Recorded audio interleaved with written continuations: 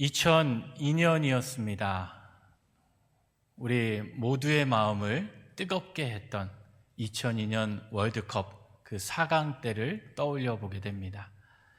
온 나라가 또 4강이라는 기적과 같은 그 성과 앞에서 온 백성들이 한 마음이 되어서 대한민국을 외치며 함께 응원을 했던 그런 시절이 있었습니다. 그때 한국 축구 국가대표팀의 감독이었던 그 거스 히딩크 감독이 인터뷰 중에 남겼던 한 말이 있습니다.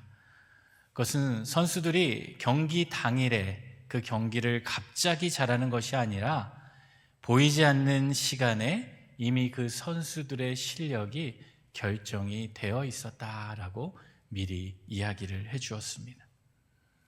관중들은 경기장에 나와서 그 선수들이 뛰는 모습을 보며 그 선수의 실력을 평가하지만 사실 실전의 경기에 나오기 이전에 이미 그 선수가 평상시 어떠한 훈련을 했고 어떠한 자세로 그 경기를 준비했느냐에 따라서 그 실력이 결정이 되어진다라는 겁니다. 평상시에 훈련이 잘 되어 있는 그 선수는 실전의 경기에서도 좋은 성과를 얻을 수 있는 확률이 더 높다라는 것이죠. 이것은 우리의 신앙도 마찬가지라고 할 수 있습니다.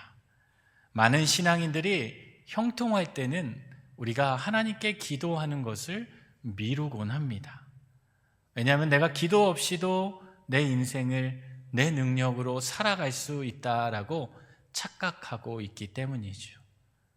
나는 기도 없이도 이렇게 잘 지내고 있는데, 기도 없이도 내 삶에 어려움이 없는데, 기도는 나중에 나에게 어려움이 생기면, 문제가 생기면 그때 기도해야지라고 생각을 하곤 한다라는 것이죠.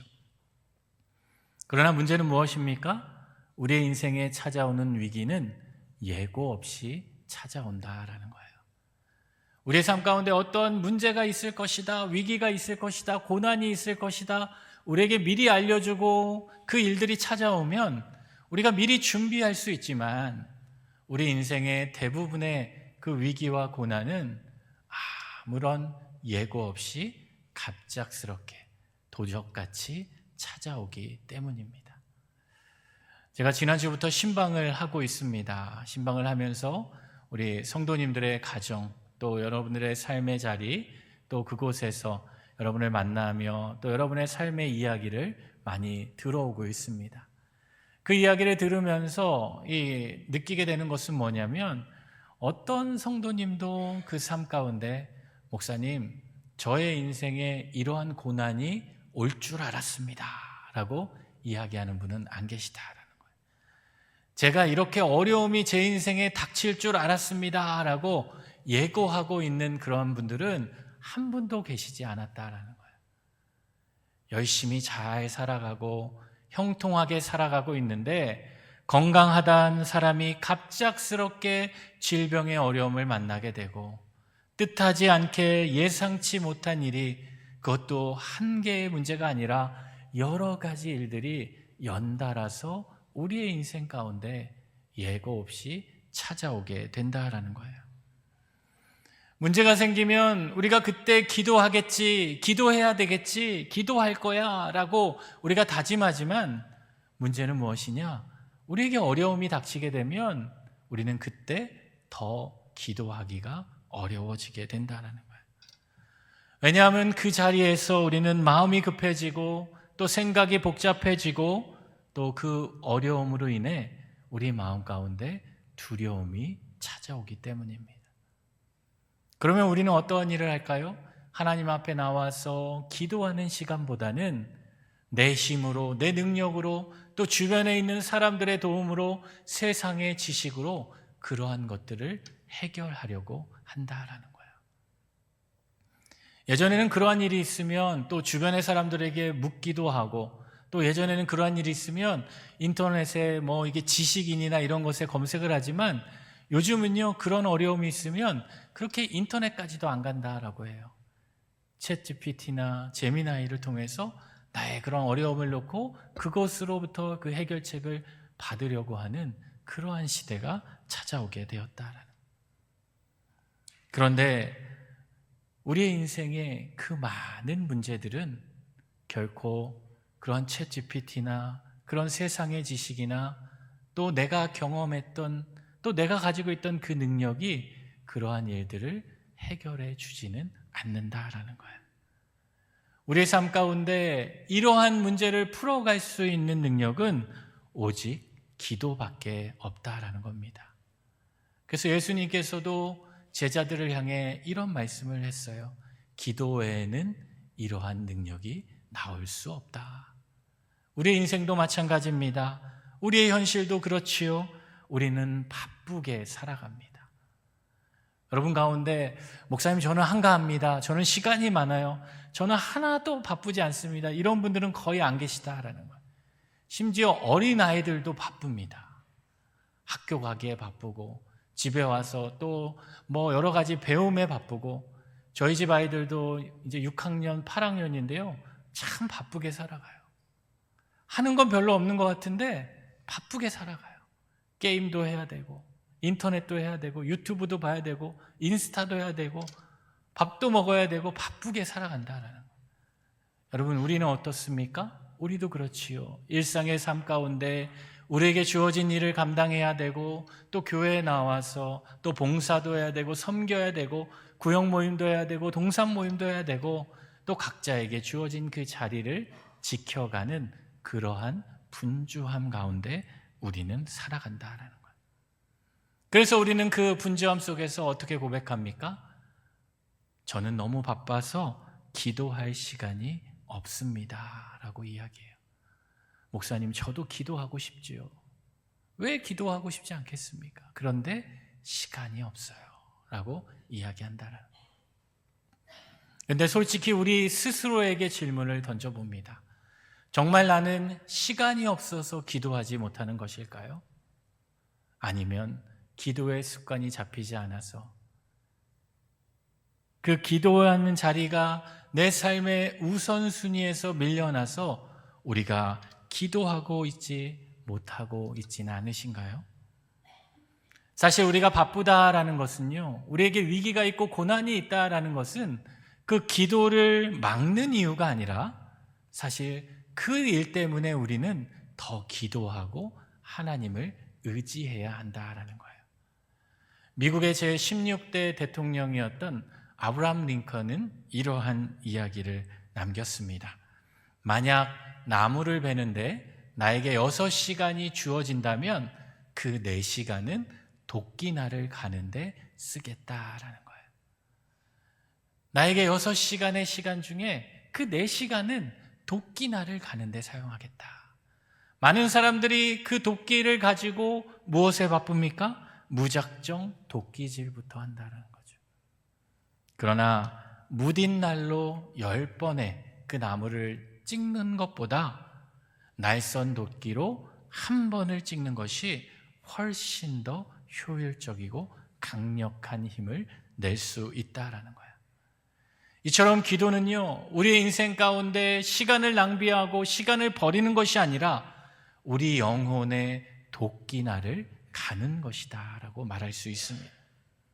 그래서 링컨은 대통령이 되어서도 자신의 그 백악관을 기도실로 만든 대통령으로 우리에게 알려져 있습니다. 우리 인생 가운데 그 기도의 날이 온전히 서게 될 때 세상이라는 문제, 그 거목을 단숨에 베어버릴 수 있기 때문입니다. 그래서 이러한 기도의 중요성을 강조한 마틴 루터는 이렇게 이야기를 했어요. 나는 오늘 할 일이 너무 많아서 3시간을 기도해야 합니다. 여러분 어떻습니까? 내가 할 일이 많으면 오늘 가장 먼저 줄이는 것은 무엇이에요? 기도 시간을 줄여요. 내가 바쁠 때 가장 먼저 줄이는 것은 무엇입니까? 말씀을 읽고 기도하는 시간을 줄이는 것인데 마틴 루터는 그 반대였다라는 거예요. 나는 너무 바쁘기 때문에 기도하지 않고는 내 일을 이루어갈 수 없다라고 고백했다라는 거예요. 사랑하는 성도 여러분, 우리는 사순절을 보내고 있습니다. 사순절을 보내면서 우리 지난주에 함께 나눴던 그 말씀처럼 우리는 점점 하나님께로 더 가까이 하나님께로 돌아가는 시간을 보내고 있습니다. 어떻게 하면 하나님과 더 친밀해질까? 어떻게 하면 내가 예수 그리스도의 그 십자가의 길을, 예수 그리스도의 그 이름의 능력을 내가 의지하며 이 시간을 보낼 수 있을까라고 우리는 마음을 품고 이 시기를 지내고 있습니다. 그렇다면 우리는 하나님께 돌아가는 그 자리를 어떻게 지키며 살아갈 수 있겠습니까? 그 비결은 바로 기도에 달려 있다라는 거예요. 오늘 본문 마가복음 14장의 말씀은 예수님의 생애 가운데 가장 긴박한 밤을 기록해 주고 있습니다. 예수님께서 십자가에서 체포되시기 전날 밤이죠. 그때 제자들과 함께 최후의 만찬을 또 함께 나누시고 예수님께서는 그 피곤한 육신, 이제 내일이면 십자가라는 거대한 일을 또 감당하셔야 되는 그 일 앞에 예수님께서는 집으로 돌아가지 않으시고 겟세마네 동산으로 들어가셨습니다. 그때 예수님의 제자였던 가룟 유다는 이미 예수님을 배반할 계획을 다 마치고 많은 사람들과 함께 그 예수님을 붙잡으려고 준비하고 있었어요. 이제 예수님께서 체포되는 것은 시간 문제였다라는 거예요.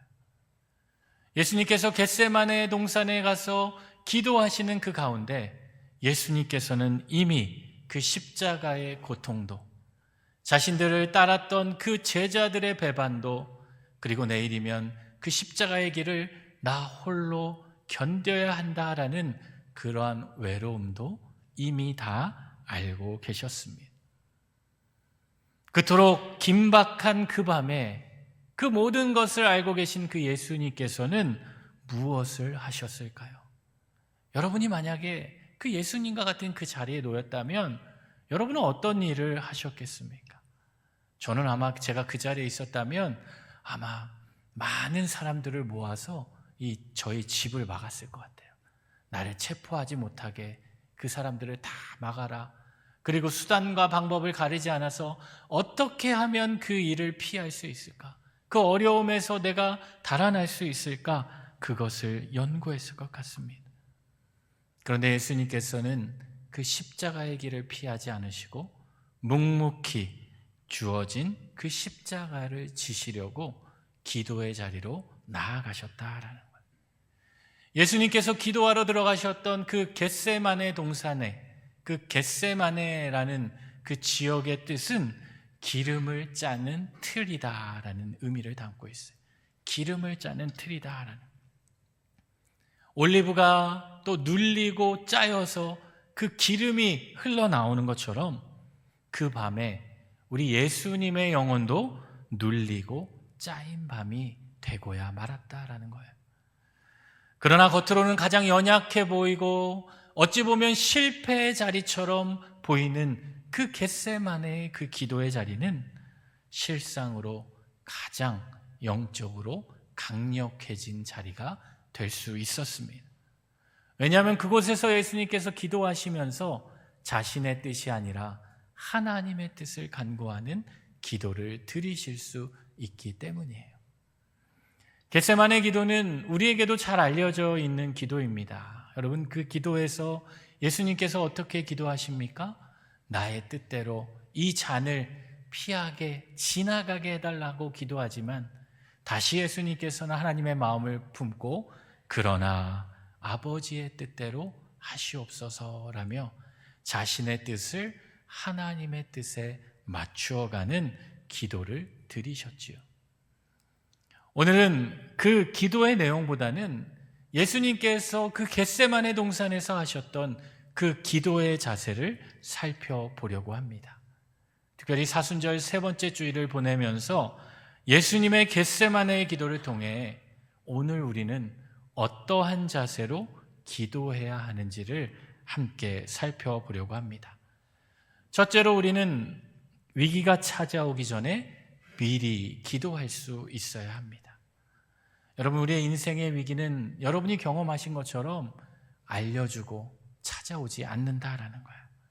예고 없이 우리의 인생에 위기는 찾아오지만 우리의 준비는 갑자기 되지는 않습니다. 노아가 그 홍수의 심판을 앞두고 그 방주를 미리 준비해서 그 방주에 올라탔듯이 우리 역시도 우리 인생에 찾아오는 그 위기 앞에 미리 기도하며 준비하는 인생이 되어야 한다라는 거예요. 오늘 본문 34절의 말씀을 보면 이러한 고백이 있습니다. 우리 같이 한번 읽어볼까요? 말씀하시되 내 마음이 심히 고민하여 죽게 되었으니 너희는 여기 머물러 깨어 있으라 하시고 아멘. 예수님께서는 그 고난이 자신의 앞에 눈앞에 다가오기 전에 먼저 그 겟세마네 언덕에 올라가셔서 그곳에서 스스로 기도의 자리로 들어가셨다라는. 예수님의 기도는 공포에 떠밀린 반응이 아니라 아버지의 뜻을 신뢰하는 선제적인 순종이다라고 말할 수 있어요. 실제로 예수님께서는 어떠한 삶을 살아오셨습니까? 많은 일들을 이루시면서 어떠한 일을 이루시기 전에 또 그 일을 이루시고 나서 언제나 하나님께 나아가 기도하는 본을 보여주셨어요. 항상 기도로 준비하셨고 또 기도로 감사하시며 그의 인생은 기도하는 인생이었다라고 말할 수 있습니다. 성경을 보면 이러한 예수님처럼 많은 신앙의 사람들이 자신의 인생을 기도로 준비한 인생임을 알 수 있게 되죠. 느헤미야라는 사람은 어떻습니까? 아닥사스다 왕에게 찾아가서 왕의 술 맡은 관원의 직무를 내려놓고 나로 하여금 예루살렘으로 보내달라라고 그러한 간청을 하기에 앞서 그는 기도로 하나님께 준비하는 사람이었습니다. 다니엘은 어떠했습니까? 포로로 끌려간 그 자리에서도 다니엘은 하나님께서 자신의 삶 가운데 이루실 일들을 기대하며 하루에 3번 하나님 앞에 나아가 기도로 자신의 인생을 준비한 사람이었습니다. 그들의 삶 가운데 얻을 수 있는 그 승리는 갑자기 만들어진 것이 아니라 평소부터 미리 하나님께 기도하면서 준비된 것들이었습니다. 이처럼 기도는 시간이 남아서 하는 것이 아니라 우리의 시간을 구별하여서 하나님께 드리는 일입니다. 우리의 인생이 위기의 날에도 흔들리지 않는 인생이 되기 위해선 우리는 일상의 삶에서 기도하는 자들이 될 수 있어야 합니다. 나에게 위기가 닥쳐올 때, 우리 인생에 문제가 찾아올 때만 기도하는 자들이 아니라 나의 삶의 평범함 속에서도, 일상의 삶 속에서도 내가 기도하는 자리를 쉬지 않고 나아갈 수 있어야 한다라는 거예요. 예수님께서 그 겟세마네 언덕에서 기도하심으로 그 십자가에서 순종할 수 있었던 것은 그날 갑자기 만들어진 것이 아니라 이미 그 기도의 자리에서 준비된 결정이었습니다. 그러므로 우리들도 위기의 날에 흔들리지 않길 원한다면 우리의 일상의 삶 가운데에서 기도로 준비하는 믿음의 자녀들이 되실 수 있기를 바랍니다. 둘째로 우리는 깨어서 기도할 수 있어야 합니다. 겟세마네 동산에 기도하러 가실 때 예수님께서는 그냥 혼자 가지 않으셨어요. 그냥 혼자 가서 기도하시고 그곳에서 하나님의 뜻을 구하며 견디실 수도 있었지만 예수님께서는 그 자리에 특별히 베드로와 요한, 야고보를 데리고 가셨습니다. 그리고 그 제자들에게 너희는 여기에 머물러 깨어 있으라 명하셨어요. 깨어 있으라라는 말은 무엇이겠습니까? 그것은 졸지 말고 여기서 하나님께 나처럼 기도하라라는 주님의 명령이었습니다. 그리고 나서 예수님께서는 기도하셨지만 이 제자들은 잠이 들고 말았습니다. 그런 제자들을 향해 예수님께서 특별히 그 베드로를 향해 37절과 38절 말씀에 다음과 같이 말씀하셨습니다. 우리 같이 한번 읽어보겠습니다. 시몬아 자느냐 내가 1시간도 깨어 있을 수 없더냐 시험에 들지 않게 깨어 있어 기도하라 마음에는 원이로되 육신이 약하도다 하시고. 아멘. 연약한 육신으로 그 제자들은 깨어서 기도하지 못하고 잠이 들고 말았다라는 거예요. 왜 그럴까요? 그들은 아직 기도의 습관이 들여지지 않았기 때문이에요. 여러분, 우리가 경험하잖아요. 내가 기도하고 싶어도 어떻습니까? 기도의 습관이 자리 잡지 않은 사람들은 그 기도하는 게 쉽지 않다라는 거예요. 뭐 1시간, 2시간 이게 아니라 짧은 3분, 1분, 10분 기도하는 것도 내게 기도하는 습관이 만들어지지 않으면 그 시간이 쉽지 않다라는 거예요. 깨어있기가 어렵다라는 거예요. 여기서 우리는 영적 원리를 발견할 수 있게 됩니다. 우리가 기도하지 않으면 우리의 육신뿐만 아니라 우리의 영혼은 잠이 들게 되고 만다라는 거예요. 우리 영혼이 잠이 들면 어떻게 될까요? 우리는 위기 앞에서 무너지게 되고 그 위기 앞에서 쉽게 흔들리는 인생이 되고 만다라는 거예요.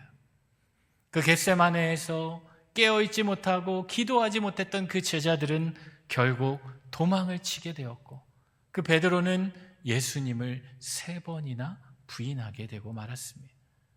그러나 그 자리에서도 묵묵히 기도의 자리를 지키셨던 그 예수님께서는 그 십자가의 고난 앞에서도 흔들리지 않고 그 십자가의 길을 걸어가실 수 있었습니다. 영국의 찰스 스펄전 목사님은 기도에 대해서 이렇게 이야기를 했습니다.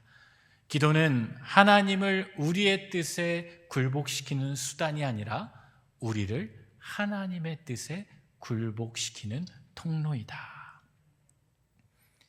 예수님께서 바로 그렇게 기도하셨죠. 나의 뜻이 아니라 하나님의 뜻대로 자신의 뜻을 구하다가도 그러나 아버지의 원대로 하옵소서라고 자신의 뜻을 굴복하고 하나님께 깨어서 기도할 수 있었다. 사랑하는 성도 여러분, 여러분은 깨어 기도하고 계십니까? 육적으로는 깨어 있지만 혹시 영적으로는 졸고 있지는 않으신가요? 기도가 멈추는 순간 우리의 인생은 두려움이 우리를 지배하기 시작합니다. 그러나 우리가 깨어서 기도하기 시작하면 우리의 인생은 그 두려움 가운데서도 하나님께서 붙으시는 은혜로 흔들리지 않는 인생이 될 수 있습니다. 제가 좋아하는 찬송가 중에 찬송가 364장 내 기도하는 이 시간이라는 이 찬양이 있습니다. 여러분도 아마 잘 아시는 찬양이실 거예요. 이 찬양의 가사를 보면 이렇습니다. 우리 일부 예배 때도 같이 불렀는데요. 같이 한번 1절만 같이 한번 불러봤으면 좋겠습니다. 내 기도하는 그 시간 그때가 가장 즐겁다. 이 세상 근심 걱정에 얽매인 나를 부르사 내 진정 소원 주 앞에 낱낱이 바로 아뢰요. 큰 불행 당해 슬플 때 나 위로받게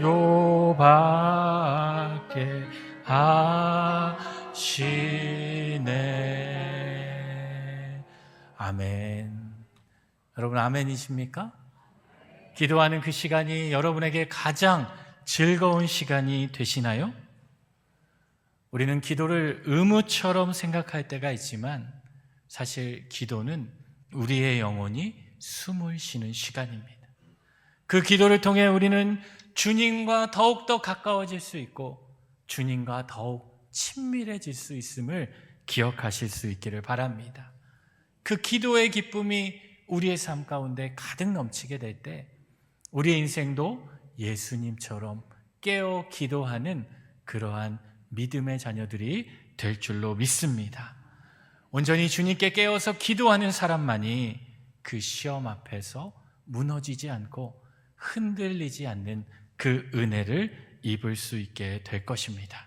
바라옵기는 우리 감제일 장로교회 모든 성도들이 주님 앞에 깨어 기도함으로 우리가 주님께 기도하는 그 시간이 가장 기쁜 시간임을 경험하는 믿음의 자녀들이 되실 수 있기를 바랍니다. 마지막으로 끝까지 우리는 지속적으로 기도할 수 있어야 합니다. 예수님께서 그 겟세마네 동산에서 기도하시면서 이 한 번 기도로 끝나지 않으셨다라는 거예요. 예수님께서는 이 기도를 오늘 본문 가운데도 3번이나 반복해서 기도하셨습니다. 예수님께서 하신 그 기도는 형식적인 반복이 아니라 그 고통 가운데서도 포기하지 않는 인내의 기도였어요. 한 번의 결단으로 기도는 끝나지 않는다라는 것입니다. 우리가 지속적으로 주님 앞에 나의 간절한 마음을 들고 기도하며 나아갈 때 그 기도는 우리의 인생의 습관이 되고 우리의 영적인 근육이 된다라는 거예요. 그래서 이스라엘의 지도자였던 사무엘이 그 이스라엘 백성들을 향해서 기도하면서 사무엘 12장 23절에서 다음과 같은 고백을 합니다. 우리 같이 한번 읽어볼까요? 나는 너희를 위하여 기도하기를 쉬는 죄를 여호와 앞에 결단코 범하지 아니하고. 아멘. 여러분, 기도하기를 쉬는 것이 죄라는 것이죠. 여러분, 우리는 얼마나 하나님 앞에서 많은 죄를 지어가고 있습니까? 기도하기를 쉬는 것이 죄인지조차 모르며 우리는 내 마음대로 내 뜻대로 기도하며 살아가고 있는 그런 부끄러운 인생이 바로 오늘 우리의 모습이다라는 거예요. 하나님께서 모세를 통해서 이스라엘 백성들을 광야로 인도해 주시면서 하나님께서는 그 광야에서 이 백성들을 만나 주셨습니다. 특별히 그들의 삶 가운데도 만나 주셨지만 하나님께서는 그 모세를 통해 성막을 짓게 하시고 그 성막을 통해서 하나님께서 그 백성들을 만나 주셨습니다. 그 성막을 보면 그 성막은 성소와 지성소로 나뉘어져 있어요. 하나님께서 임재하시는 그 지성소에서 하나님의 임재를 경험하기 위해서는 이 제사장이 성소를 통해 지성소로 나아가야 했습니다. 그 성소의 정면에 그 중앙에는 무엇이 있냐? 분향단이라는 것이 있어요. 그 분향단에서 이 제사장이 향을 피워서 그 향이 올라가야 또 그곳을 가득 채워야 하나님의 임재가 가득 넘치게 되었습니다. 그런데 그 제사장이 그 분향단의 향을 언제 피우게 되냐면 아침과 저녁으로 매일 그 향단의 향을 피우게 됩니다. 요한계시록을 보면 그 분향단에서 올려오는 그 향을 가리켜 무엇이라고 얘기하냐면 이는 성도들의 기도와 같다라고 해요. 사랑하는 성도 여러분, 우리의 기도가 이렇게 하나님께 올려질 수 있기를 소망합니다. 나에게 필요할 때만, 나에게 도움이 필요할 때만 하나님께 기도하는 인생이 아니라 나의 일상의 삶의 자리에서 매일매일 하나님께 꾸준히 지속적으로 기도하는 그러한 믿음의 자녀들이 되실 수 있기를 바랍니다. 기도를 멈추는 순간 우리는 세상을 의지하게 되고 우리 자신을 의지하게 되고 맙니다. 그러나 기도의 자리를 붙드는 순간 하나님께서 우리를 붙들어 주심을 믿으실 수 있기를 바랍니다. 예수님께서도 그 믿음을 가지고 그 겟세마네에서 끝까지 기도하셨습니다.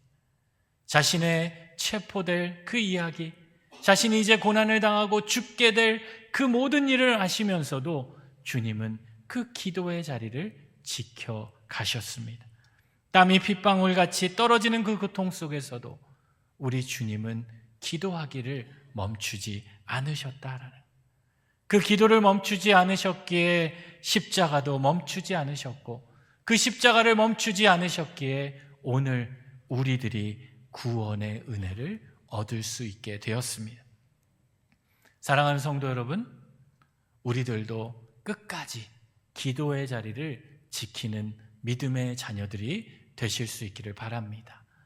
이번 한 주간 특별히 사순절 세 번째 주일을 보내면서 여러분의 마음 가운데 그런 기도에 대한 도전이 자랄 수 있기를 바랍니다. 기도의 습관이 생기지 않으신 분들은 하루에 1분이어도 좋습니다. 3분이어도 좋습니다. 내가 그 기도의 자리를 거룩하게 지키고자 힘쓰며 살아갈 때 하나님께서 우리의 인생을 더 큰 은혜로 지켜주실 줄 믿습니다. 우리 모두가 특별히 이번 한 주간 하나님께 더 기도하며 끝까지 깨어 기도하는 믿음의 자녀들이 되시기를 우리 주님의 이름으로 축원합니다.